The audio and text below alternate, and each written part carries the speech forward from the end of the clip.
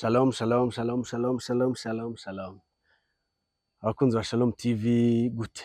Muraho meze neza, murakomeye, twewe vraiment tumeze neza cane gose, turashima Imana. Umuntu umwe niwe yavuze ati iyo bukeye ukabona ukomeye, ukabona umeze bien, urashima Imana vraiment.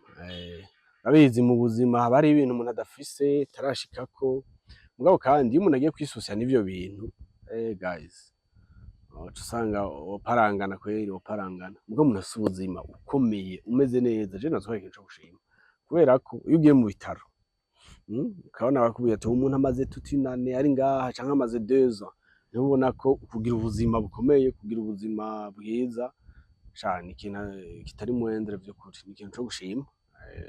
Hanyuma undi muntu nawe yavuze ati iyo ufise ubuzima, iyo umerewe neza uba ufise umutahe, niwo mutahe w'ibintu vyose, niwo mutahe w'iterambere, niwo mutahe wo kumererwa neza. Good. Nawe nizera ko mukomeye, umuntu atamerewe neza vraiment Imana imuhe kumererwa neza.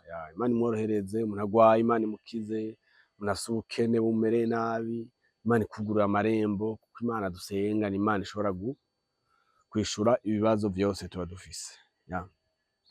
So uno musi rero siganiro ngomba ko dukorana iganiro ciza vraiment kimeze neza, ni ni sujet ya layini, mugabo ni ikintu sinzi ku bantu bamwe ko mumaze kucumva, ni challenge kirashikira ama couple atari make, kirashikira ama couple atari make, ikintu c'ikibazo bahura naco kandi kigahungabanya ama couple, rero turiyumvira ama sujet nkayo kugira ngo tuyaganireko vy'ukuri, tuyaganireko hanyuma turabe ko twokuramwo inama zifasha, sivyo? Inama zifasha, ariko abitegura ubugeni, ubukwe ni ikintu ciza, sivyo? Ubukwe ni ikintu ciza, ubugeni ni ikintu ciza, iyo umuntu ariko arapanga umugambi wo kugira uwo babana, donc wo kubaka urugo, ni ikintu ciza vy'ukuri co kwankoraja abantu muri mu mugambi nk'uwo, muriko muritegurira ubukwe, courage, courage.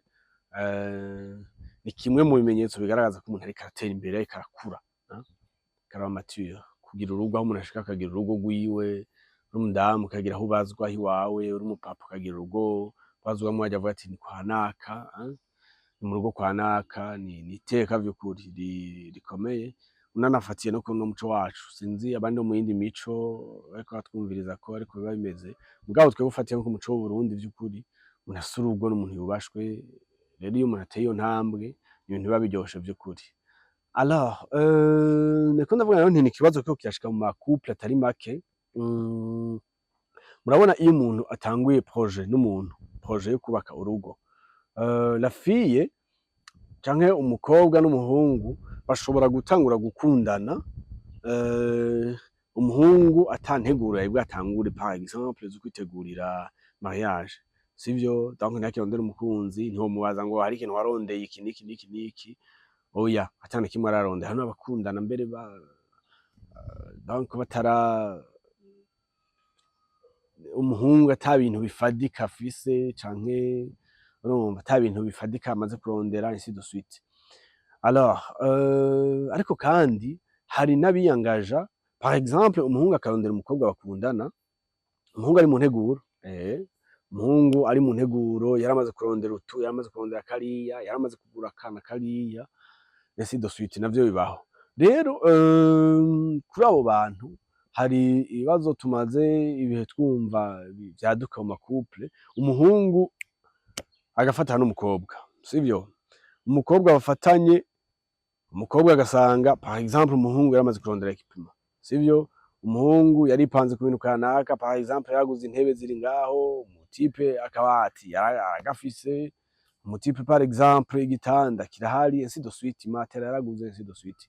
Alors, muri no misi rero hariko haraduka des conflits mu ma couple, aho usanga nk'umukobwa ashika, hanyuma mugakundana, ukamubwira ko warondeye equipement, akaza akaraba intebe ati nyabuna izo ntebe jewe samaguyi wanje, wazirondeye warafashe akanya ati jewe izo ntebe samaguyi wanje, avyumva? Aho kabati warondeye n'ukuri jewe vraiment wapi, gahindure, avyumva? Umuhungu ati negative, ivyo bintu ntibishoboka.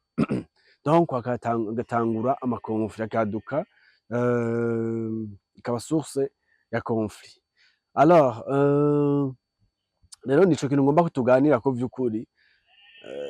Sinzi ko ari amaka mumaze kumva aho mubaye canke aho muherereye, ariko vy'ukuri ni amaka qui existe, ni amaka ariko aratuma abantu basambura, ni amaka ariko aratuma abantu bagira ibibazo mu ma-couple vy'ukuri. Alors je nagomba tuyage, ariko kandi tunagire n'inama ama-couple ariko aca mu bibazo nk'ivyo. D'abord pour les filles, kuko urumva haba hiteguye umukobwa, haba hiteguye abahungu, kenshi nibo baba biteguye, nibo baba yarondeye materiel, nibo baba yarondeye équipement, urumva? Nibo baba yarondeye équipement, nibo baba yarondeye ibikoresho. Je nagomba duhanahana ivyumviro, hanahana ivyumviro uko muvyumva, peut-être murabivuga muri commentaire, ariko pour les filles, jewe nagomba twihe utuntu dukeyi vy'ukuri twofasha ama-couple ariko aca mu bintu nk'ivyo. Ku bakobwa, urakundanye n'umuhungu, usanze umuhungu yarondeye équipement, intebe ziri ngaho, akabati kari ngaho, akubwira ati matera imwe ndayifise peut-être hasigaye iyindi canke ainsi de suite. Umukobwa ati izi ntebe jewe vraiment si amaguyi wanje, akabati wapi nene. Par exemple ushobora gusanga nk'umuhungu yagize akabati k'imbaho par exemple, usanga umukobwa mu vyumviro vyiwe avuga ati jewe ninagira urugo nzogira akabati k'ivyuma, c'est pas moi. Uravyumva? Canke vice versa. Ibintu genre, ibintu genre, urumva? Alors jewe nagomba kwihera impanuro ama-couple ariko arafacinga ibintu nk'ivyo. Pour les filles, jewe nibaza ko ikintu ca mbere, wa mukobwa we ufatanye n'umuhungu, umuhungu ugasanga afise ibintu yashitseko, afise ibintu amaze kurondera. D'abord ikintu ca mbere, ivyo bintu bifate nk'ikintu kiri positif, nukuri. Mbere yuko biba source de conflit, ico kintu gifate nk'ikintu kiri positif. Kuko ukundanye n'umuhungu ugasanga afise ivyo yarondeye, d'abord ni signe yerekana ko le type il est sérieux, sivyo? Il est sérieux. Ntiyarindiriye ngo nzobirondera ngo turi kumwe ngo n'uwo donc tuzobana, kuko urabona ibintu biba bizimvye. Hariho abantu bafise kumbe navyo tuzobitorera ikindi kiganiro, ingene abantu bipanga, ingene abantu bitegura kugira ngo vyorohe ntibivune, mugabo hari abantu bahitamo kubitangura bukebuke, iyo kumbure iyo bindi emission.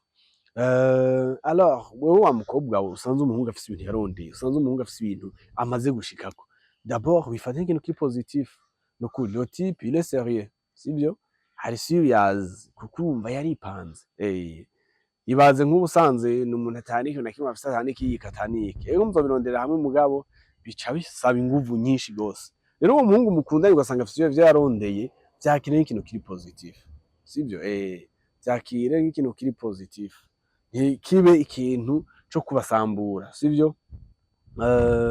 Ntikibe ikintu co kubasambura. Tahura ko kuba yarafashe umwanya ivyo bintu akabirondera, sivyo? Kuba yarafashe amafaranga akemvestisa muri ivyo bintu biha agaciro. Niyo mpanuro ya mbere. Ko umuntu yafashe umwanya wiwe, sivyo? Wo kwitegura arondera ivyo bintu kanaka. Ko umuntu yashizemwo uburyo mu bintu kanaka, ivyo bintu biha agaciro, s'il vous plaît. Donc ntibifate nk'akantu fyonda ngo hindura ibi bintu ugira gute. Habanza uhe valeur umwanya yinvestishije wo kurondera ivyo bintu. Banza uhe valeur amafaranga yashize muri ivyo bintu, sivyo? Ico ni ikintu ca mbere. Nibaza ko ivyo wicaye ukiyumvira, hanyuma ukibaza ati ibintu kumbure nge vyaramufashe toute une année canke amezi atari make ariko avyitegurira, ibintu kumbure c'est pas moi sizahembwa mugabo vyaramufashe utu economie, yitegura kugura kano kabati canke yitegura kugura ino salon. Niyo wavyakira gutyo, niyo washira muri ico giharuro, sans doute ko biraza kwapeza, biraza kugabanya noravanga uburakari, mugabo biraza kugabanya umurindi wo mubwira gose ko kumushaka pression, hindura ibigira gute Donc banza wishe mu kibanza, donc ciwe ufate umwanya, uhe valeur, ufate n'amafaranga yabikoresheje uha agaciro. Ico ni ikintu ca mbere. Ikintu ca kabiri, nk'akastuce ka kabiri,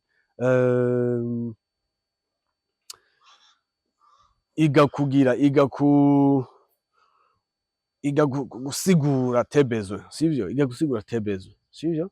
Ushobora kuba udakunda izo ntebe ingene zimeze, sivyo? Mugabo icara ubimusigurire, sivyo? Icara umusigurire ivyo ushaka.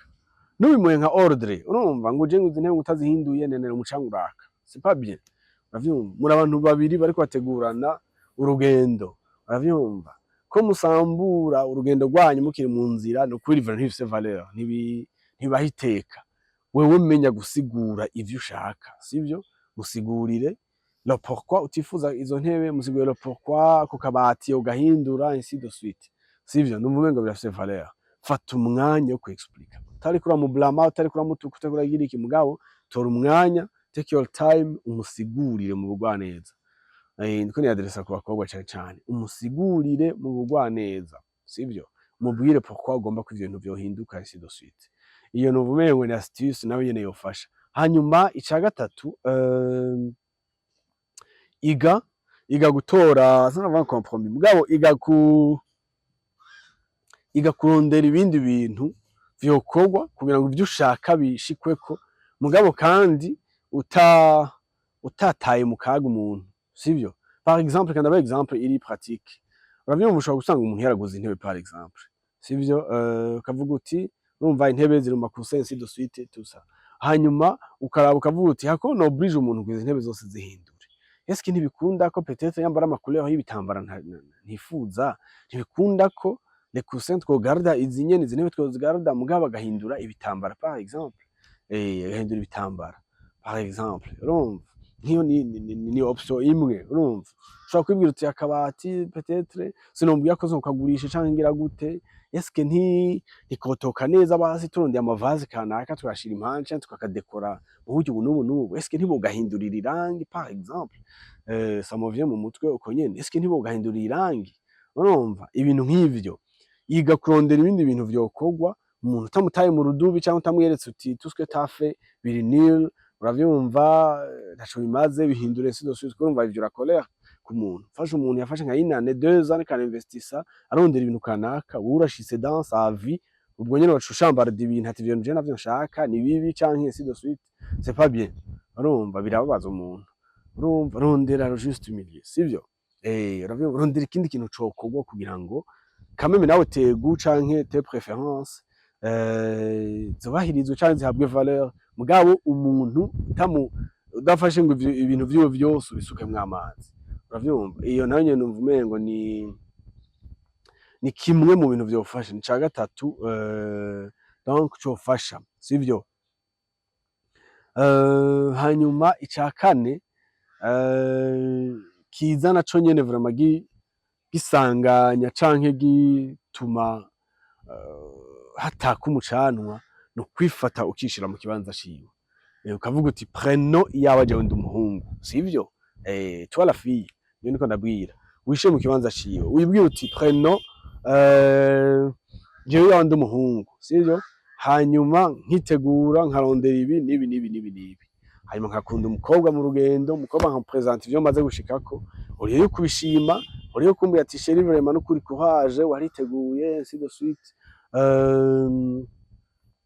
hanyuma agacaza akambwira ati ibintu byose bihindure izi ntebe vraiment je nazo nkunda kakabati sasa amaguyi wanje ainsi de suite vyogendera gute navyumva jewe no kwifata gute voilà iyo wishize rero mu kibanza nkuko birafasha gutahura l'autre birafasha gutahura l'autre voilà utwo twastice tune nibaza ko vraiment twogufasha wowe umukobwa kugira ngo vy'ukuri ntimushwane mupfusa ikiganiro nifuza vraiment ko cofasha ama couple ka facing ibintu nk'ivyo kuta amahorasi asambuka ukumva naka ngo bahebanye mugabo vraiment waja off waja deep kumva ibintu bapfuye ugasanga ibintu bidafasha ugasanga ibintu bitari serious gose ibaze vraiment mwumvire nka couple isambutse ukumva ngo bapfuye ico kintu umukobwa ntiyashimye ibintu umuhungu yarondeye urumva ko ibintu biri banal hari umuntu yovyumva agatwenga hari n'umukobwa yokumva akavuga ati wewe shawe wawe usanze yararondeye ibintu jewe wanje nta nikiyiko nta nifurusheta yarondeye uravyumva nawe usanze umuntu yarondeye ibintu none uri kuvuga ngo nivyo biko biraba amasource ya conflit oliye yuko vyobaye début y'umunezero no gukenguruka voilà utwo twastice tune rero nibaza pour vous les filles je nibaza ko twofasha vraiment kugira ngo upreserve ama couple yanyu ntasambugwe n'ibintu vy'ubusabusa sivyo voilà mugabo numva n'abahungu umuntu yobaha peut-être impanuro nkeyi urumva n'abahungu natwe umuntu yobaha impanuro nkeyi kuko urumva toi le garçon ubwo ufise umukobwa ariko arakubwira ibintu nk'ivyo take your time nawe umwumvirize sivyo nibaza ko kiri naco nyene kiri important fata umwanya wawe mwumvirize, mwumvirize mutahure, tahura ubusabe bwiwe, tahura ivyo ariko arasaba, sivyo? Hanyuma fata umwanya nawe umu explique, umwereke combien umwanya wemvestije muri ivyo bintu uvyitegurira, amafaranga wemvestije muri ivyo bintu uvyitegurira, umwereke ingene ari ibintu bihambaye, umwereke ingene kandi la solution atari yuko donc ufata ibintu vyose ngo urumva uragurishije canke ainsi de suite, umwereke ingene ivyo bintu vyobashira mw'ihumbi kurusha, sivyo?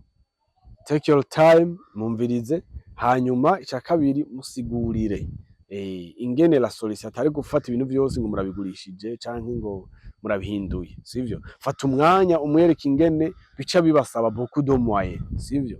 Kuko hari ibintu bibiri vyo kuguma mwibuka, ica mbere muri abantu babiri nivyo bahuye bakuze, sivyo? Mugabo kandi ica kabiri muri abantu bagira bafata urugendo rumwe, abantu bagira bafata inzira imwe, rero abo bantu ntibakwiye kugenda badahuza gutyo, uravyumva? Abo bantu kutwe bategerezwa kumvikana, kutwe bategerezwa kugira juste milieu, ahantu bahuriza bakumvikana. Hanyuma icanyuma gihambaye toi le garçon co gushirako inguvu, mbere wagomba no ku mukobwa, mukwiye gutahura ko ikintu mukwiye gushirako amaso ni avenir, sivyo? Nukuri ikintu mukwiye gushirako amaso ni avenir, ni kazoza kanyu, sivyo? Votre avenir ni ihambaye kurusha ces choses matérielles, uravyumva? Ko mwopfa intebe, ko mwopfa akabati, ngo urumva akabati ngo bashizeko ibiyo, je ndashaka ko kaba k'imbaho, ivyo ni ibintu bitoyi vraiment.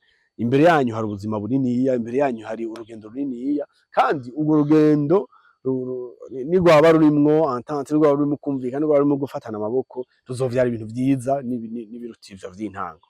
Voilà, izo astuces numva ko zofasha no ku muhungu, rero ntuhinduke umuntu avuga ati jewe vraiment ndi defensif, uravyumva ibintu nabirondeye ntavyo mpindura ainsi de suite, non.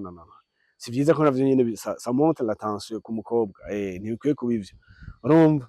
Take your time, mwumvirize, hanyuma mutahure, hanyuma mwereke ingene mwobikora neza, sivyo? Hanyuma kandi mugaruke muhurize ku kintu kimwe ko muri umuntu umwe, sivyo? Muri abantu babiri nivyo, mugabo muriko mutegura ibintu nk'umuntu umwe, kandi imbere yanyu hari avenir ndende, uravyumva? Votre avenir ni compta, votre avenir ni ihambaye, niyo mukwiye gushirako accent gose, niyo mukwiye gushirako inguvu gose, sivyo? Hanyuma mwevite conflit iyo ariyo yose vy'ukuri. Voilà, nuko ikiganiro canje kigarukiye ngaha vraiment, amajambo ntiyari menshi sana, mugabo nabwo challenge numvise ama couple kariko karataka abantu, nyumviye nta kantu uwo muntu yokaganiza ko abantu, umuntu akabaha utu astuces dukeyi kugira ngo umuntu asauve les couples ziriko ziragira ibibazo. Akaba rero ko facing ibintu nk'ivyo canke ukabuzi abantu bariko barapfa ibintu nk'ivyo, ni ibintu bitari bikwiye kuba source y'ingorane vraiment, ni ibintu bitari bikwiye kuba source y'ivyo abantu bapfa. Voilà, nibaza ko vyobafasha. Voilà, nuko merci beaucoup kuba dukurikiranye, ukakurikiranya iganiro rya mbere Joint Olivier irakoze, kenshi je tuba turi kumwe muri bino biganiro, harya mbere ndagusaba winjiye muri communauté yacu, tugeze muri communauté y'abantu batari bake bashika 650, twifuza ko ukwezi kutarahera tuba twashikiriye abantu batari musi y'igihumbi, ngomba ko twiha target abantu batari musi y'igihumbi vy'ukuri. Alors abonnez-vous, ako kantu kari munsi kanditseko s'abonner, agafyondako rimwe. Hariho umuntu ngo agafyondako suwe no mu kindi kiganiro acumvira yasuye akagafyonda, oya agafyondako rimwe mu buzima uhejeje, fyonda kantu nako kantu kameze nk'agakengerwa fyonde, uba winjiye mu bantu bacu, kuba igihe cose dushizeko emission, igihe cose dushizeko ibiganiro, wewe bashaka kubwira ko ikiganiro cajeko. Hanyuma tuze turahana zino mpanuro kugira ngo twubake ama communauté yacu, sivyo? Twubake ibiganiro vyacu, twubake imiryango yacu, tugire espoir ko ejo tuza dufise imiryango strong, imiryango ikomeye, imiryango ishize ibirenge hasi, canke ama couple meza, ama couple mazima. Voilà, nuko Imana ibahezagire.